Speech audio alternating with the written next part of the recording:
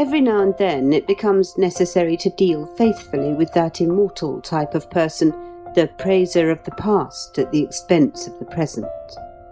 I will not quote Horace, as by all the traditions of letters I ought to do, because Horace, like the incurable trimmer that he was, hedged on this question, and I do not admire him much either. The praiser of the past has been very rife lately. He has told us that pauperism and lunacy are mightily increasing, and though the exact opposite has been proved to be the case, and he has apologised, he will have forgotten the correction in a few months, and will break out again into renewed lamentation. He has told us that we are physically deteriorating, and in such awful tones that we have shuddered, and many of us have believed. And considering that the death rate is decreasing, that slums are decreasing, that disease is decreasing, that the agricultural labourer eats more than ever he did, our credence does not do much credit to our reasoning powers, does it?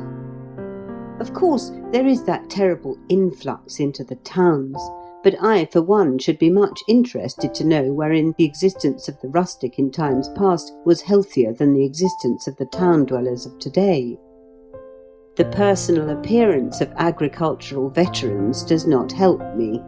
They resemble starved bus drivers twisted out of shape by lightning. But the pièce de résistance of the praiser of the past is now marriage, with discreet hints about the birth rate.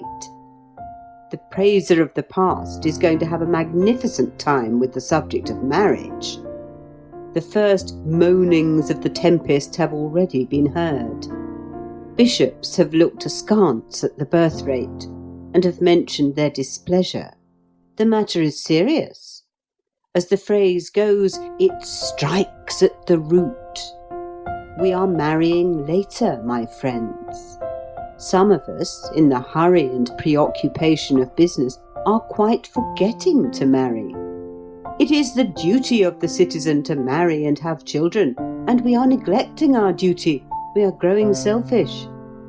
No longer are produced the glorious quiverfuls of old times.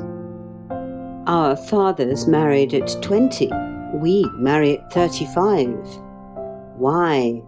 Because a gross and enervating luxury has overtaken us. What will become of England if this continues? There will be no England. Hence we must look to it, and so on in the same strain. I should like to ask all those who have raised and will raise such outcries, have you read X? Now, the book that I refer to as X is a mysterious work, written rather more than 100 years ago by an English curate. It is a classic of English science. Indeed, it is one of the great scientific books of the world. It has immensely influenced all the scientific thought of the 19th century, especially Darwin's. Mr. H.G. Wells, as cited in Chambers' Cyclopedia of English Literature, describes it as the most shattering book that ever has or will be written. If I may make a personal reference, I would say that it affected me more deeply than any other scientific book that I have read. Although it is perfectly easy to understand and free from the slightest technicality, it is the most misunderstood book in English literature, simply because it is not read. The current notion about it is utterly false. It might be a powerful instrument of education, general and sociological, but publishers will not reprint it. At least they do not.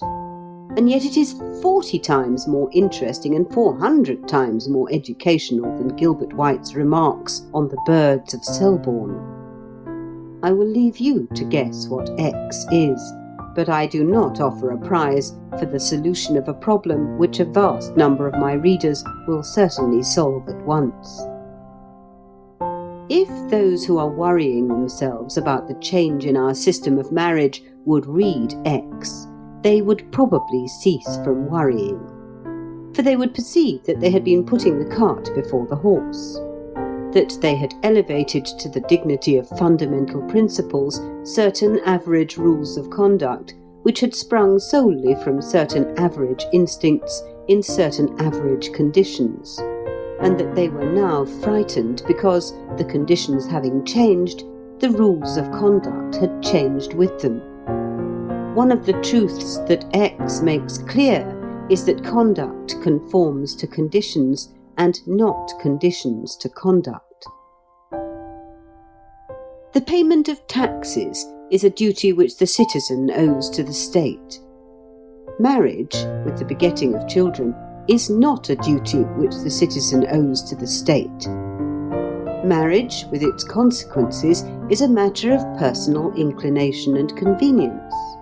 It never has been anything else, and it never will be anything else. How could it be otherwise? If a man goes against inclination and convenience in a matter where inclination is of the essence of the contract, he merely presents the state with a discontented citizen, if not two, in exchange for a contented one. The happiness of the state is the sum of the happiness of all its citizens. To decrease one's own happiness, then, is a singular way of doing one's duty to the state.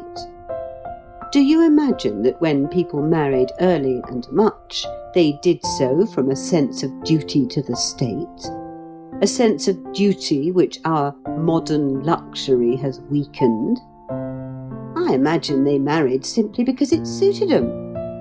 They married from sheer selfishness, as all decent people do marry. And do those who clatter about the duty of marriage kiss the girls of their hearts with an eye to the general welfare? I can fancy them saying, "My angel, I love you," from a sense of duty to the state. "Let us rear innumerable progeny," from a sense of duty to the state. How charmed the girls would be! If the marrying age changes, if the birth rate shows a sympathetic tendency to follow the death rate, as it must, see X, no one need be alarmed. Elementary principles of right and wrong are not trembling on their bases. The human conscience is not silenced. The nation is not going to the dogs. Conduct is adjusting itself to new conditions, and that is all. We may not be able to see exactly how conditions are changing. That is a detail. Our descendants will see exactly. Meanwhile, the change in our conduct affords us some clue. And although certain nervous persons do get alarmed, and do preach, and do take measures, the rest of us may remain placid in the sure faith that measures will avail nothing whatever.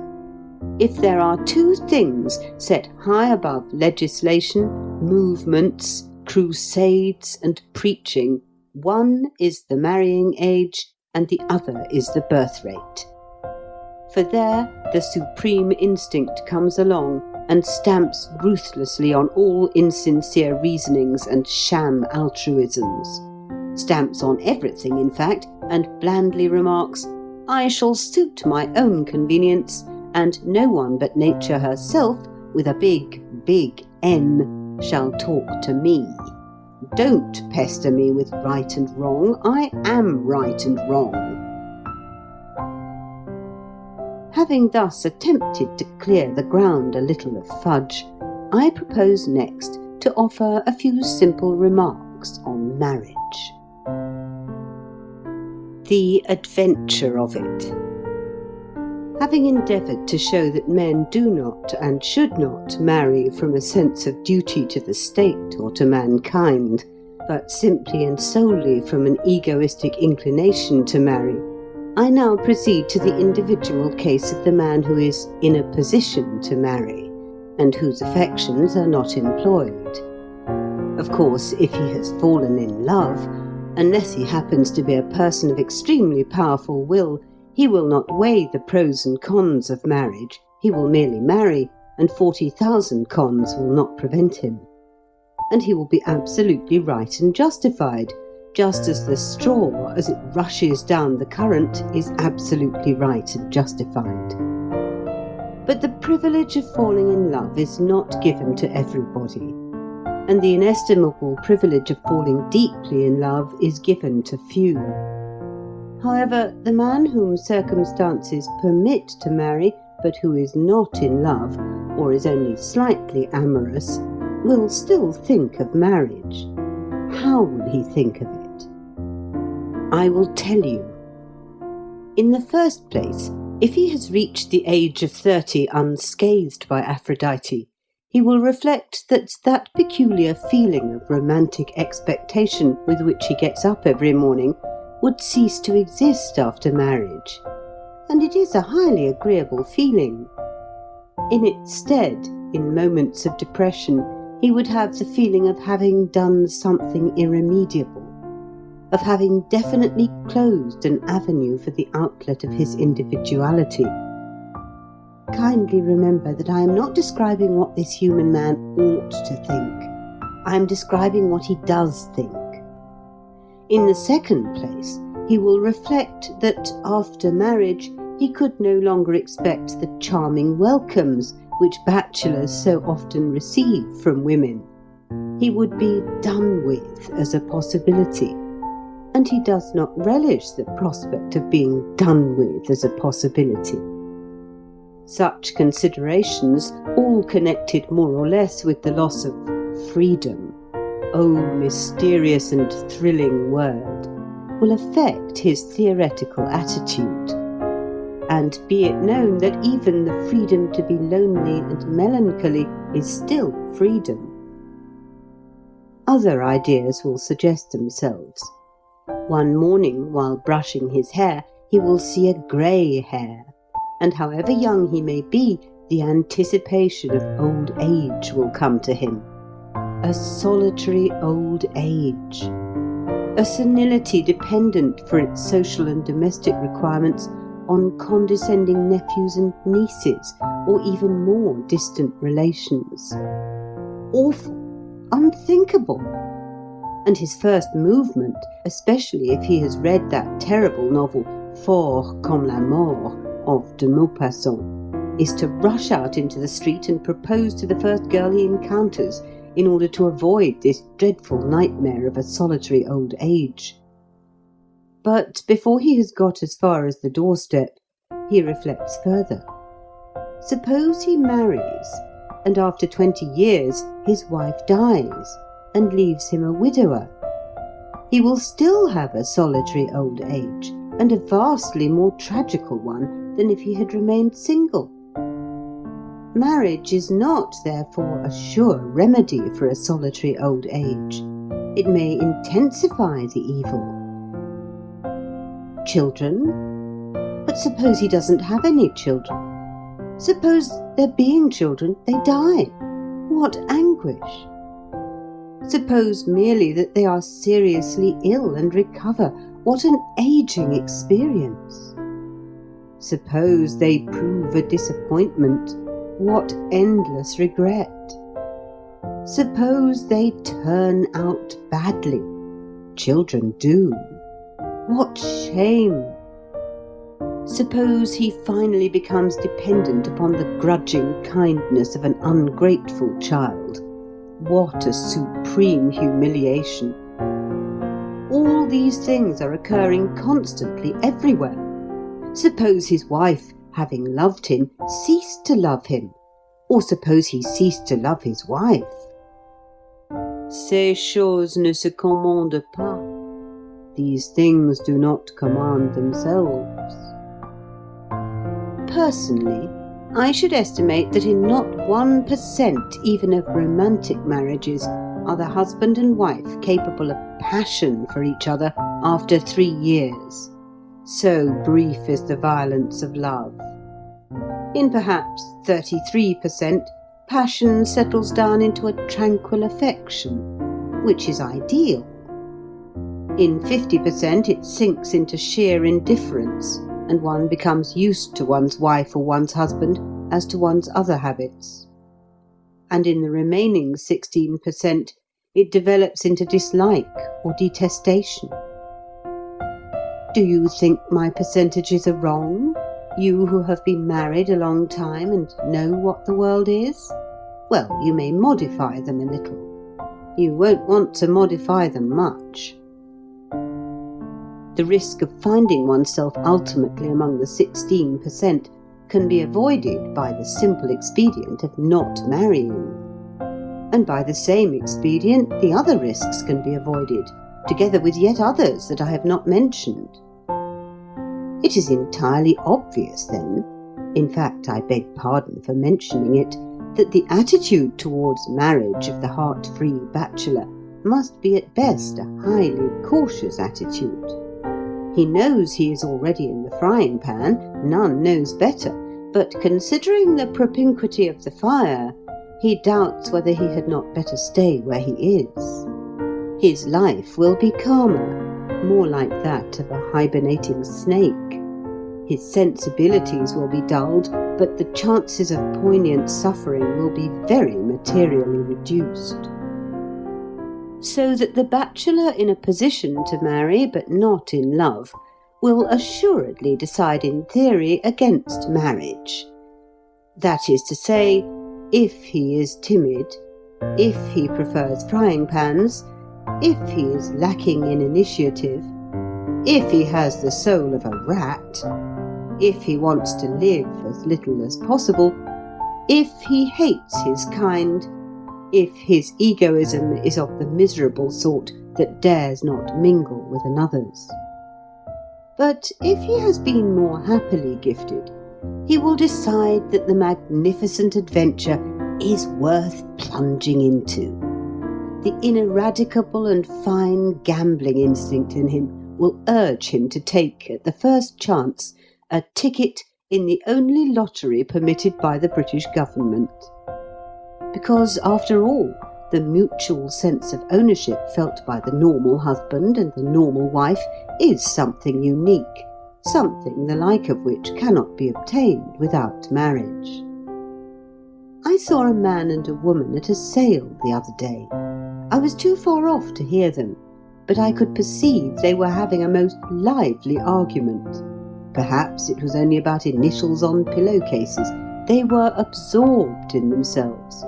The world did not exist for them. And I thought, what miraculous, exquisite force is it that brings together that strange, sombre, laconic organism in a silk hat and a loose black overcoat, and that strange, bright, vivacious, querulous, irrational organism in brilliant fur and feathers. And when they moved away, the most interesting phenomenon in the universe moved away. And I thought, just as no beer is bad, but some beer is better than other beer, so no marriage is bad. The chief reward of marriage is something which marriage is bound to give: companionship whose mysterious interestingness nothing can stale. A man may hate his wife so that she can't thread a needle without annoying him, but when he dies or she dies, he will say, "Well, I was interested." And one always is. Said a bachelor of 46 to me the other night, "Anything is better than the void." The two ways of it. Sabine and other summary methods of marrying being now abandoned by all nice people, there remain two broad general ways. The first is the English way. We let nature take her course. We give heed to the heart's cry.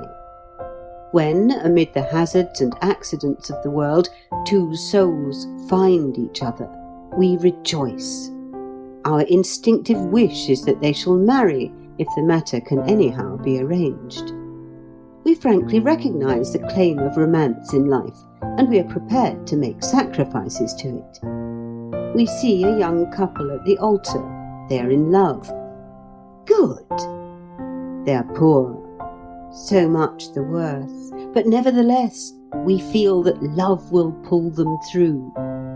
The revolting French system of bargain and barter is the one thing that we can neither comprehend nor pardon in the customs of our great neighbours. We endeavoured to be polite about that system. We simply cannot. It shocks our finest, tenderest feelings. It is so obviously contrary to nature. The second is the French way, just alluded to as bargain and barter. Now, if there is one thing a Frenchman can neither comprehend nor pardon in the customs of a race so marvellously practical and sagacious as ourselves, it is the English marriage system. He endeavours to be polite about it, and he succeeds. But it shocks his finest, tenderest feelings. He admits that it is in accordance with nature, but he is apt to argue that the whole progress of civilization has been the result of an effort to get away from nature. What? Leave the most important relation into which a man can enter to the mercy of chance, when a mere gesture may arouse passion, or the colour of a corsage induce desire? No, you English, you who are so self-controlled, you are not going seriously to defend that. You talk of love as though it lasted forever. You talk of sacrificing to love. But what you really sacrifice, or risk sacrificing, is the whole of the latter part of married existence, for the sake of the first 2 or 3 years. Marriage is not one long honeymoon, we wish it were. When you agree to a marriage, you fix your eyes on the honeymoon. When we agree to a marriage, we try to see it as it will be 5 or 10 years hence. We assert that in the average instance, 5 years after the wedding, it doesn't matter whether or not the parties were in love on the wedding day. Hence we will not yield to the gusts of the moment. Your system is, moreover, if we may be permitted the observation, a premium on improvidence. It is, to some extent, the result of improvidence. You can marry your daughters without dowries, and the ability to do so tempts you to neglect your plain duty to your daughters, and you do not always resist the temptation. Do your marriages of romance turn out better than our marriages of prudence, of careful thought, of long foresight? We do not think they do. So much for the 2 ways. Patriotism being the last refuge of a scoundrel, according to Dr. Johnson, I have no intention of judging between them, as my heart prompts me to do, lest I should be accused of it. Nevertheless, I may hint that, while perfectly convinced by the admirable logic of the French, I am still, with the charming illogicalness of the English, in favour of romantic marriages. It being, of course, understood that dowries ought to be far more plentiful than they are in England. If a Frenchman accuses me of being ready to risk sacrificing the whole of the latter part of married life for the sake of the first 2 or 3 years, I would unhesitatingly reply, yes, I am ready to risk that sacrifice. I reckon the first 2 or 3 years are worth it. But then, I am English, and therefore romantic by nature. Look at London, that city whose outstanding quality is its romantic quality. And look at the English women going their ways in the wonderful streets thereof. Their very eyes are full of romance. They do lack chic, but they are heroines of drama. Then look at Paris. There is little romance in the fine, right lines of Paris. Look at the Parisiennes. They are the most astounding and adorable women yet invented by nature. But they aren't romantic, you know. They don't know what romance is. They are so matter-of-fact that when you think of their matter-of-factness, it gives you a shiver in the small of your back. To return, one may view the 2 ways in another light. Perhaps the difference between them is, fundamentally, less a difference between the ideas of two races than a difference between the ideas of two times of life. And in France, the elderly attitude predominates. As people get on in years, even English people, they are more and more in favour of the marriage of reason as against the marriage of romance. Young people, even French people, object strongly to the theory and practice of the marriage of reason. But with them, the unique and precious ecstasy of youth is not past, whereas their elders have forgotten its savour. Which is right? No one will ever be able to decide. But neither the one system nor the other will apply itself well to all or nearly all cases. There have been thousands of romantic marriages in England, of which it may be said that it would have been better had the French system been in force to prevent their existence. And equally, thousands of possible romantic marriages have been prevented in France, which, had the English system prevailed there, would have turned out excellently. The prevalence of dowries in England would not render the English system perfect, for it must be remembered that money is only one of several ingredients in the French marriage, but it would considerably improve it. However, we are not a provident race, and we are not likely to become one, so our young men must reconcile themselves to the continued absence of dowries. The reader may be excused for imagining that I am at the end of my remarks. I am not. All that precedes is a mere preliminary to what follows. I want to regard the case of the man who has given the English system a fair trial and found it futile. Thus we wait on chance in England. We wait for love to arrive. Suppose it doesn't arrive. Where is the English system then? Assume that a man in a position to marry reaches 35 or 40 without having fallen in love. Why should he not try the French system for a change? Any marriage is better than none at all. Naturally, in England, he couldn't go up to the chosen fair and announce, "I'm not precisely in love with you, but will you marry me?" He would put it differently, and she would understand. And do you think she would refuse? End of chapter 5.